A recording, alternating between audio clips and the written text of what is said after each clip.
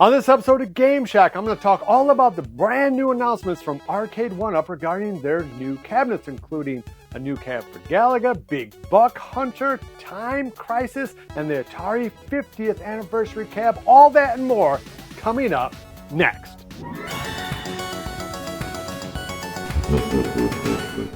Hey everybody, welcome on back into the Game Shack. I am your host, JDV. Thank you for stopping by. It really does mean a lot to us. As always, if you could give us a like on the way out the door and subscribe if you haven't already. And of course, hit the notification bell. If you do subscribe, it really would mean a lot to us. You are this channel's primary sponsor. All right, so first up, let's talk a little bit about the Galaga Deluxe cab, which is now official. Again, we've seen this kind of cab before from Arcade1up, at least in terms of the design. But this cab will be riserless, have lit buttons, an unlit coin door, and the nice slanted screen that you see on the Pac-Man Deluxe cab. Sadly though, it will feature just the same 14 games, variation of that we've seen from Arcade1up now for the last 3 years, so nothing new there. Basically, you're picking between either the Pac-Man design, Class of 81 design, or this new Galaga design, which is like the old Galaga design. At just a smidge over 5 feet tall, it is taller than previous generations, of course, but is not actually tall. But again, both the lack of new games on here and the kind of games that are on this Galaga cab has me scratching my head. I mean, why do we have 3 or 4 versions of Pac-Man when I would rather see more shooting games on this cab, games like Space Invaders and some of the other shooters that Arcade1up has the rights to. But hey, if this is something that if you really love Galaga, or you want to jump into the hobby or add just one branded cab to your bar or your home arcade, this might be something you're interested in. For me, I probably would rather have the Pac-Man cab because it's just a better looking cab to me, but your mileage might vary. Also, we know for sure that they're going to reissue Big Buck Hunter, but this is probably the most disappointing of any of the cabs I'm going to talk about today because it is not only not all that tall, it's just again a smidge over 5 foot. It still has the same 17-inch screen in it, which is way too small for a shooting game in general, and specifically Big Buck Hunter, where you do have to have a certain level of precision to be any good at the game. If you're a really die-hard fan of Big Buck Hunter, is this the thing that you probably want more? Yep, sure is. But is this something you really ought to look into? No, I think you either wait for the XL version of this cab, which again is almost certain to come down the line, or you just simply look around and get yourself a used real Big Buck Hunter cab, which they did make a gazillion of, so you probably can find one for not that much more than you're going to have to pay for this one from Arcade1up. This is extremely disappointing because I would like to add Big Buck Hunter to my home arcade, but not with a 17-inch screen. That is a total fail. Another game that is going to be seeing the light of day is the long ago rumored and leaked Time Crisis. Now this thing was leaked, I don't know, about 2 years ago, 1.5 years ago, a very long time ago. There was a picture of the game leaked.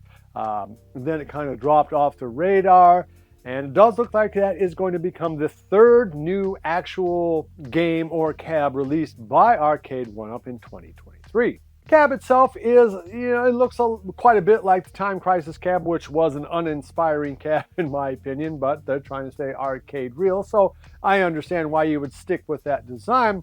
However, I do not understand why you would stick with the 17-inch screen. Same kind of basic problem that Big Buck Hunter has, and it has a big problem that Big Buck Hunter doesn't have, which is $150 more on its price tag. For $750 is what it's going to cost you to get this game in your arcade. Same 17-inch screen. It's listed as, I think, 61 inches, quite a bit taller than the normal deluxe cab. But of course, a lot of that is just top around the end. The actual screen is going to be around the same height of the T2 or a Big Buck Hunter, and that's a letdown. I don't know. This is not the game I wanted to see from Arcade1up. I'm sure there are some Time Crisis fans out there, but I would have been much more impressed if this was a House of the Dead or an Area 51 or some other shooter type games. This is not a game that floats my boat, and particularly not for $750. I would never pay $750 for any Arcade1up game. It's just nowhere near the quality, size, and other things that you want to have from an arcade machine for that kind of money. I mean, that is a lot of dough for what you're getting for games. I just don't see this thing flying off the shelves, particularly at that price. Heck, I don't see that game flying off the shelves for $500, much less $750. Your mileage might vary though, and you might be very excited about this. Lastly, the most interesting cab to me personally is this Atari 50th anniversary cab that they're going to put out. It's interesting because you're going to get the same games that you could get on previous editions of the Tempest cab, the Asteroids cab, the other Atari cabs that we've seen from them. But you're also going to get a different form factor, the kind of the, for lack of a better word, the Mortal Kombat design. And you're going to get 50 Atari 2600 games. Kind of interesting that they haven't listed what those games are now. Those are almost certainly all going to be actually Atari put out games and not Activision games or StarPath or some of the other third-party manufacturers that did put out games for the 2600. Well, I love Atari and I love the idea of this, but there are some big problems with it. And first of all is going to be the design of that cab. I'm not necessarily talking about the branding on the cab, which, hey, maybe you love all those 50s on there. Maybe you love that design and you love the look of the kind of the Mortal Kombat type design, which I do. I do think it's cool that it will have the Atari 50th, lit marquee, some lit buttons and some of that. It has the spinner trackball. It has a lot of really cool stuff on there. But take a look at that control deck. You're going to see the same exact problem, but even worse, that you saw on the second gen legacy cab for Mortal Kombat. Look at how high the panels are raised on either side. That is absolutely horrible for the joystick placement when you look at that raised side panel. When you look at that design, your hand is going to be on the left side of the control deck, and there is going to be a like 2-inch tall upswing there from the side rail of that cabinet. Well, where are you going to put your hand if you're going to be playing these games? Right where that side rail is at. I cannot believe that in 2023 they think that this kind of a design is going to work. It is a horrific design. Either put the joystick in the middle of the cab where it does not matter, or if you're going to have it on the side, which makes a certain amount of sense considering that you have a trackball and a spinner and all of that, then for the love of God, don't have a 2-inch upswing there on the side panel. You're going to destroy your wrist on that, and you're going to eventually destroy your cab. It makes no flipping sense. But maybe the biggest concern about this 50th anniversary cab from Arcade1up isn't the way it looks, isn't the design flaws, it's the games included. And what do I mean by that? Well, we're still seeing the original arcade games that you could get from Arcade1up in previous Atari cabs. But more than that, we have all of these same variety of games available, or at least most of them are available on the ALU. More than that, it comes stocked with 80 Atari 2600 games. And for another $25, you can buy the Activision pack, which has 40 Activision games, including Pitfall. For basically $25, if you already own an ALU, you're getting 120 Atari 2600 games, including all those Activision games. Add to it some inherent and obvious design flaws, and you start to go, oh man, geez. Also, of course, the Atari 2600 Plus is going to be coming out this November. That's $125. It comes with 10 included Atari games. You can use your old Atari controllers. You can use your paddles, which you can't do on any of these things.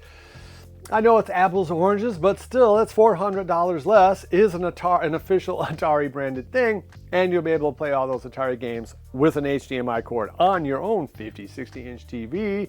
And again, the value proposition of this Arcade1up cab starts to really come into question. Put another way, if this Atari 50-year anniversary cab was branded with Pitfall Harry and had those 40 Activision games, you're talking about a completely different proposition in terms of play value and a completely different proposition in terms of branding. Essentially, there is no branding on this cab other than the Atari, the word Atari on there.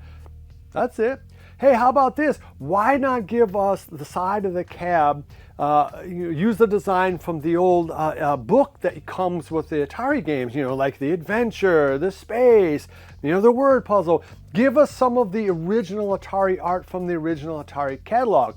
Then oh boy, I'd be much more interested in that cab, because again, selling this cab based on nostalgia, not actually play value or value period, because that proposition goes clearly either to the ALU or previous Arcade1up games, which are not only branded but also are going to be a lot cheaper on the used market. Do you have any interest in this Atari 50th anniversary cab? For me, all of these are going to be pretty much a hard pass, particularly at $500. Well, heck, I don't know what that Big Buck Hunter is going to go for. I think it might go for even more.